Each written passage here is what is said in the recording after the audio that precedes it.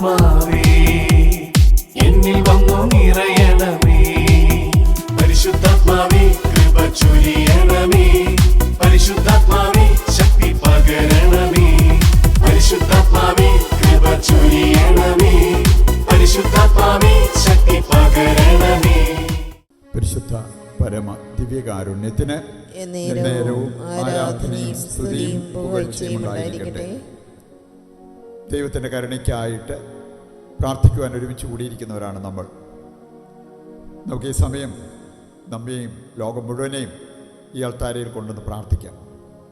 നമ്മുടെ പ്രാർത്ഥനാദി യോഗങ്ങൾ, നമ്മുടെ പ്രാർത്ഥനകൾ യാചിച്ചിട്ടുള്ള മറ്റു വ്യക്തികളുടെ പ്രാർത്ഥനാദി യോഗങ്ങളെല്ലാം കർത്താവിൻ്റെ കരങ്ങളിൽ ഏൽപ്പിച്ച് നമുക്ക് പ്രാർത്ഥിക്കാം.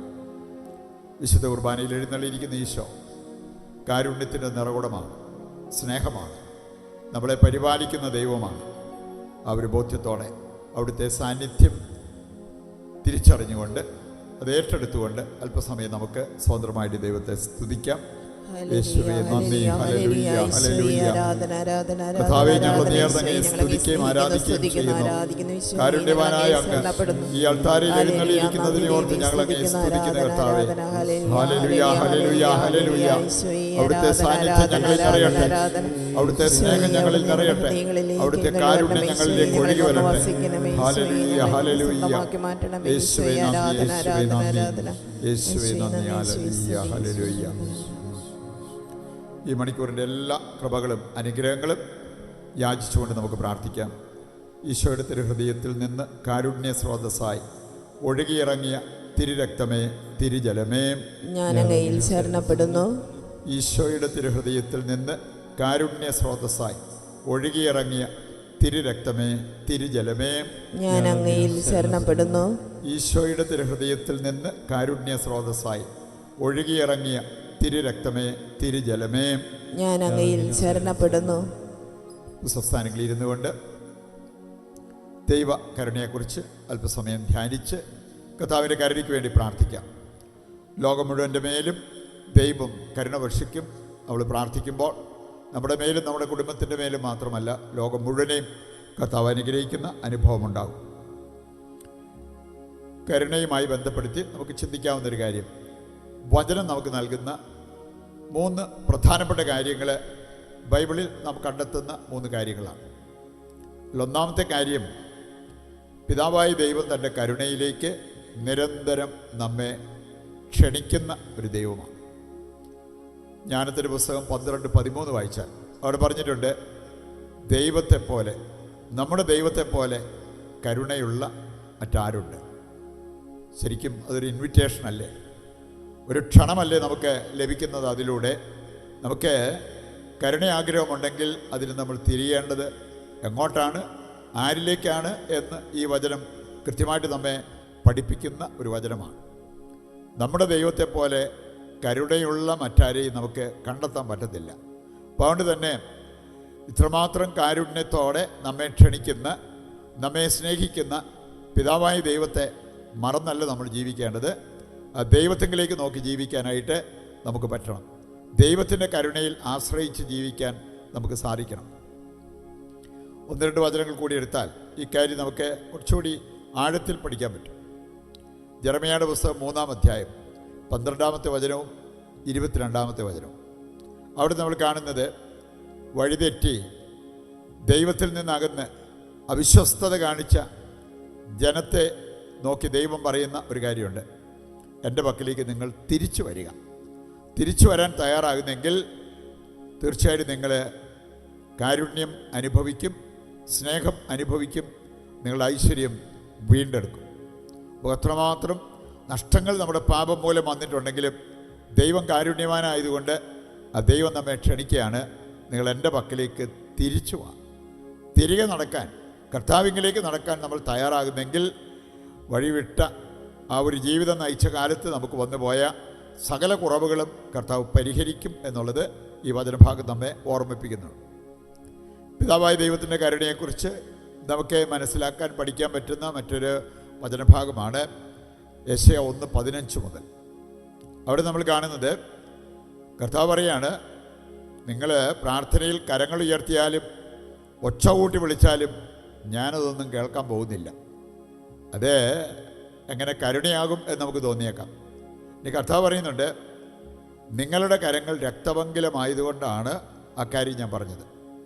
നിങ്ങൾക്ക് ചെയ്യാവുന്നൊരു കാര്യം, നിങ്ങളെ തന്നെ കഴുകി ശുദ്ധിയുള്ളവരാകുക.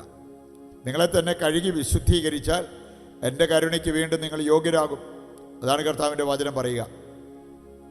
തുടർന്ന് വായിക്കുമ്പോൾ അവിടെ പറഞ്ഞിട്ടുണ്ട്, നിൻ്റെ പാപം കടും ചുമപ്പാണെങ്കിലും ഞാനത് മഞ്ഞ് പോലെ വെണ്മയുള്ളതാക്കാം, രക്തവർണ്ണമെങ്കിലും കമ്പിളി പോലെ വെളുപ്പിക്കാം. ഇത്രയും വലിയൊരു കാര്യം കർത്താവ് പറയുമ്പോൾ അവിടുത്തെ കരുണയെക്കുറിച്ചല്ലേ നമ്മൾ മനസ്സിലാക്കേണ്ടത്. ദൈവത്തിന് നമ്മോടുള്ള കാരുണ്യം, ദൈവത്തിന് നമ്മോടുള്ള സ്നേഹം എത്ര വലുതാണ്. അതുകൊണ്ട് തന്നെയാണ് ഈ ഒരു അവസ്ഥയിലേക്ക് നിന്നെ ഞാൻ കൊണ്ടുവരും എന്നുള്ളത് കർത്താവ് പറഞ്ഞിരിക്കുന്നത്. അത് ഏത് അവസ്ഥയിൽ നിന്നാണ്? നമ്മുടെ പാപക്കറ പൂണ്ടിരിക്കുന്ന അവസ്ഥയിൽ നിന്നും വെണ്മയുള്ള വ്യക്തികളാക്കി നിങ്ങളെ ഞാൻ മാറ്റാം. അതിന് നിങ്ങൾ ചെയ്യേണ്ടത് അനുസരിക്കാൻ തയ്യാറാവുക, തിരിച്ചു വരുവാൻ തയ്യാറാവുക, നിങ്ങളെ തന്നെ ശുദ്ധീകരിക്കാൻ നിങ്ങൾ തയ്യാറാവുക. അത്രമാത്രം ചെയ്താൽ മതി. ബാക്കി കാര്യങ്ങളെല്ലാം കർത്താവ് ചെയ്യും എന്നുള്ളത് ഈ വചനഭാഗം നമ്മെ ഓർമ്മിപ്പിക്കുക. രണ്ടാമതൊരു കാര്യം വചനത്തിൽ നമ്മൾ പഠിക്കുന്ന ഒരു കാര്യമാണ്, യേശുവിലേക്ക് നോക്കിയാൽ പിതാവായ ദൈവം തൻ്റെ കരുണ ഒഴുക്കുന്നത് തൻ്റെ ഏകജാതനായ യേശുക്രിസ്തുവിലൂടെയാണ്. ആ യേശുക്രിസ്തുവിലൂടെ നമ്മുടെ ജീവിതത്തിലേക്ക്, നമ്മുടെ കുടുംബത്തിലേക്ക്, ലോകം മുഴുവനിലേക്കും പിതാവിൻ്റെ കരുണ നിരന്തരം ഒഴുകിക്കൊണ്ടിരിക്കുക. ഇനി ഇതിന് വലിയൊരു സൂചന നമുക്ക് കാണാൻ സാധിക്കും. യോഹന്നാൻ 19-ാം അധ്യായം 34-ാമത്തെ വചനം. അവിടെ നമ്മൾ കാണുന്നത്, ഒരു പടയാളി യേശുവിൻ്റെ വിലാപ്പുറത്ത് കുത്തി. അപ്പോൾ അവിടെ നിന്ന് രക്തവും വെള്ളവും ഒഴുകി എന്നുള്ളത് ഈ വചനഭാഗം നമ്മെ ഓർമ്മിപ്പിക്കാം. കർത്താവിൻ്റെ വ്രണിത ഹൃദയം, അതിൽ നിന്നൊഴുകിയ രണ്ട് കാര്യങ്ങളാണ് രക്തവും വെള്ളവും. ദൈവത്തിൻ്റെ സ്നേഹത്തെക്കുറിച്ചും ദൈവത്തിൻ്റെ കരുണയെക്കുറിച്ചും നാം മനസ്സിലാക്കിയിരിക്കണം ഈ ഒരു വചനഭാഗത്തിലൂടെ. അതുകൊണ്ടാണ് ഞാൻ പറഞ്ഞത്, യേശുവിൻ്റെ ഹൃദയം നമുക്ക് വേണ്ടി മുറിവേറ്റ ഹൃദയമാണ്. ആ ഹൃദയത്തിൽ നിന്ന് അനുസ്യൂതം ഒഴുകുന്നത് കരുണയാണ് എന്നുള്ളത് നമുക്കിവിടെ മനസ്സിലാക്കാനായിട്ട് സാധിക്കും. മൂന്നാമതൊരു കാര്യം കൂടി വചന വെളിച്ചത്തിൽ നമുക്ക് മനസ്സിലാക്കാൻ പറ്റും. അതാണ്, ദൈവം തൻ്റെ മക്കളെ, ഈ കാരുണ്യം സ്വീകരിച്ച മക്കളെ ക്ഷണിക്കുന്നത് കരുണയുള്ളവരാകാൻ. കരുണ കാണിക്കാൻ ക്ഷണിക്കുന്ന ദൈവത്തെ കാണാൻ പറ്റും. കരുണയുള്ളവരാകാൻ നിർദ്ദേശിച്ചിരിക്കുന്ന ദൈവത്തെ വചനത്തിൽ നമുക്ക് കണ്ടെത്താൻ പറ്റും. നമുക്ക് ഏതാനും വചനഭാഗങ്ങൾ എടുക്കുമ്പോൾ ഇത് മനസ്സിലാകും. മത്തായി 5-ന്റെ 7-ാമത്തെ വചനം പഠിപ്പിക്കുന്നത് എന്താ? കരുണയുള്ളവർ ഭാഗ്യവാന്മാർ, അവർക്ക് കരുണ ലഭിക്കും. ദൈവത്തിൻ്റെ കരുണ ലഭിക്കാനും ഇനി ദൈവത്തിൻ്റെ കരുണ ലഭിച്ചവർ കടമ മറക്കാതെ ചെയ്യേണ്ട ഒരു കാര്യമാണ് മറ്റുള്ളവരോട് കരുണ കാണിക്കുക എന്നുള്ള ആ ഒരു കാര്യം. മത്തായി 18-ന്റെ 33 വരുമ്പോൾ അവിടെ നമ്മൾ കാണുന്നുണ്ട്, ഒരു സഹസേവകനോട് കരുണ കാണിക്കാതിരുന്ന വ്യക്തിയെക്കുറിച്ച് കർത്താവ് പഠിപ്പിക്കുക. ഞാൻ നിന്നോട് കരുണ കാണിച്ചില്ലേ, അതുകൊണ്ട് തന്നെ നീ ചെയ്യേണ്ടിയിരുന്നൊരു കാര്യം നിൻ്റെ സഹസേവകനോട് കരുണ കാണിക്കണമായിരുന്നു. നമുക്ക് അങ്ങനെ ഒരു കടമയുണ്ട് എന്നുള്ളത് നാം ഒരിക്കലും മറക്കരുത്. കാരണം ദൈവത്തിൻ്റെ കരുണയിൽ ആശ്രയിച്ച് ജീവിക്കുന്നവരാണ് നമ്മൾ. ആ കരുണയിൽ ആശ്രയിക്കാതെ നമുക്ക് നമ്മുടെ ജീവിതത്തിൽ നിലനിൽപ്പില്ല എന്നുള്ളത് നാം മനസ്സിലാക്കിയിരിക്കേണ്ട ഒരു കാര്യമാണ്. യാക്കോസ്ലിയുടെ ലേഖനം 2-ാം അധ്യായം 13-ാമത്തെ വചനവും ഇക്കാര്യം അടിവരയിട്ട് നമ്മളെ പഠിപ്പിക്കുന്നുണ്ട്. കാരുണ്യരഹിതരുടെ മേൽ കാരുണ്യരഹിതമായ വിധി ഉണ്ടാവും. നമ്മളെല്ലാവരും ആഗ്രഹിക്കുന്നൊരു കാര്യം, ഈ ഭൂമിയിൽ ജീവിച്ചിരിക്കുമ്പോൾ നമുക്ക് ദൈവത്തിൻ്റെ കരുണ കിട്ടണം, പ്രാർത്ഥിക്കുമ്പോൾ കാര്യങ്ങൾ നടത്തി കിട്ടണം. ഇതെല്ലാം നമ്മൾ ആഗ്രഹിക്കുന്നവരാണ്. മരണാനന്തരം നമ്മൾ ആഗ്രഹിക്കുന്നത് എന്താ? നമുക്ക് ഒരു നീതിവിധിയുണ്ട്. ആ നീതിവിധിയിൽ സ്വർഗത്തിൽ പോകാനുള്ള യോഗ്യത നമുക്കുണ്ടാകണം.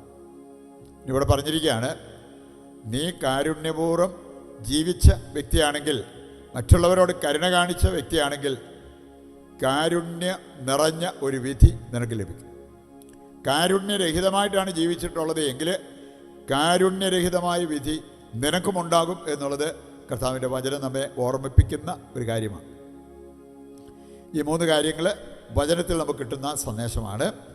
ഇതോടൊപ്പം ഒരു വചനഭാഗം എടുത്താൽ നമുക്ക് കാണാൻ സാധിക്കും, ഈ കരുണ പ്രാപിക്കാൻ നമുക്ക് ചെയ്യാവുന്ന ചില കാര്യങ്ങൾ.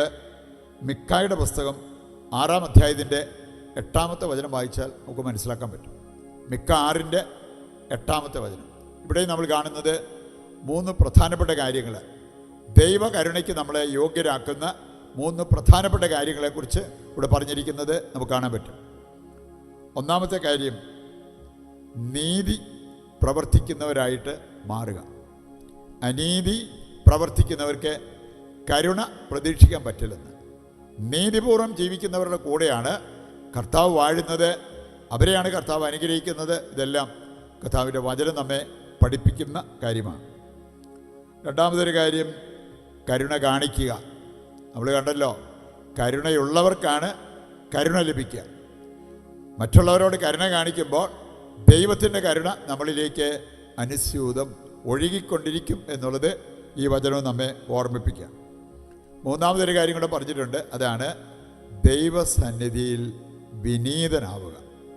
നമുക്കറിയാമല്ലോ, എളിയ നിലത്തെ നീരോടു എന്നുള്ളത് നമ്മൾ പറയാറുണ്ട്. നമ്മളൊക്കെ നമ്മുടെ ഭവനത്തിൽ പക്ഷേ ടാപ്പിൽ നിന്ന് വെള്ളം വരാൻ ടാങ്ക് പണിതിരിക്കുന്നത് മുകളിലാണ്, വേറെ ടെറസല. അതുകൊണ്ട് തന്നെ താഴേക്ക് വെള്ളം ഒഴുകും. ദൈവത്തിൻ്റെ കൃപ, ദൈവത്തിൻ്റെ കരുണ നമ്മളിലേക്ക് ഒഴുകി വരണമെങ്കിൽ അതിന് വളരെ ആവശ്യമായ ഒരു കാര്യം പറഞ്ഞിരിക്കുകയാണ്, എളിമപ്പെട്ട് ജീവിക്കാൻ നമുക്ക് പറ്റണം. എളിമയോടെ കർത്താവിൻ്റെ മുമ്പിൽ വ്യാപരിക്കുന്നവരുടെ മേൽ ദൈവത്തിൻ്റെ കരുണ ഒഴുകി വരും. ഈ 3 കാര്യങ്ങൾ നമ്മുടെ ജീവിതത്തിൽ സ്ഥാനം പിടിച്ചു കഴിഞ്ഞാൽ ദൈവത്തിൻ്റെ കരുണ നമുക്ക് ഏറ്റെടുത്ത് ജീവിതത്തിൽ മുന്നോട്ട് പോകാൻ അത് സഹായിക്കും. നമ്മുടെ എല്ലാ ആവശ്യങ്ങളെയും ഈ അൾത്താരയിൽ സമർപ്പിക്കാം. നമ്മുടെ വ്യക്തിപരമായ ആവശ്യങ്ങളെ ഈശോയുടെ കരങ്ങളിൽ ഏൽപ്പിച്ചുകൊണ്ട് താഴ്ന്ന സ്വരത്തിൽ കർത്താവിനെ സ്തുതിച്ച് ദിവ്യകാരുണ്യത്തിൻ്റെ ആശീർവാദവും നമുക്ക് സ്വീകരിക്കാം. യേശുവേ നന്ദി, ഹല്ലേലൂയ ഹല്ലേലൂയ. കർത്താവേ, ഞങ്ങളൊന്ന് ചേർന്ന് അങ്ങേ സ്തുതിക്കുകയും ആരാധിക്കുകയും ചെയ്യുന്നു. ഞങ്ങളുടെ എല്ലാ പ്രാർത്ഥനകളും അവിടുന്ന് കൈക്കൊള്ളണമേ. പ്രാർത്ഥനാ നിയോഗങ്ങൾ അവിടുന്ന് ഏറ്റെടുക്കണമേ. ഞങ്ങളെ അനുഗ്രഹിക്കണമേ, ഞങ്ങളുടെ കുടുംബങ്ങളെ അനുഗ്രഹിക്കണമേ, ലോകം മുഴുവനെയും അനുഗ്രഹിക്കണമേ. Hallelujah hallelujah.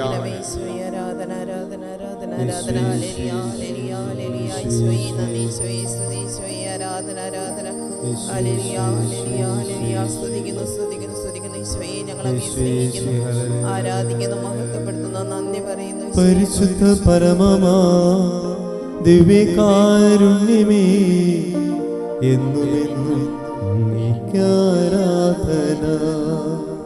പരിശുദ്ധ പരമമാ ദിവ്യകാരുണ്യമേ, എന്നുമെന്നും അങ്ങേക്കാരാധന. പരിശുദ്ധ പരമമാ ദിവ്യകാരുണ്യമേ, എന്നുമെന്നും അങ്ങേക്കാരാധന. പരിശുദ്ധ അമ്മയുടെ മാധ്യസ്ഥവും നമുക്ക് തേടാം. നന്മ നിറഞ്ഞ മറിയമേ സ്വസ്തി, കർത്താവ് അങ്ങയുടെ കൂടെ സ്ത്രീകളിൽ അങ്ങ് അനുഗ്രഹിക്കപ്പെട്ടവളാകുന്നു. അങ്ങയുടെ ഉദരത്തിൻ ഫലമായി ഈശോ അനുഗ്രഹിക്കപ്പെട്ടവനാകുന്നു. പരിശുദ്ധ മറിയമേ തമ്പുരാന്റമ്മേ, പാപികളായി ഞങ്ങൾക്ക് വേണ്ടി ഇപ്പോഴും ഞങ്ങളുടെ മരണസമയത്തും തമ്പുരാനോട് അപേക്ഷിച്ചുകൊള്ളണമേ. ആമേൻ. ഞങ്ങളുടെ സഹായമായ പരിശുദ്ധ മറിയമേ, ഞങ്ങൾക്ക് വേണ്ടി അപേക്ഷിക്കണമേ. വിശുദ്ധ ഫൗസ്റ്റീനായെ, ഞങ്ങൾക്ക് വേണ്ടി അപേക്ഷിക്കണമേ. ഈശോമിശിഹായ്ക്ക് സ്തുതിയായിരിക്കട്ടെ. ഇപ്പോഴും സ്തുതി ഉണ്ടായിരിക്കട്ടെ.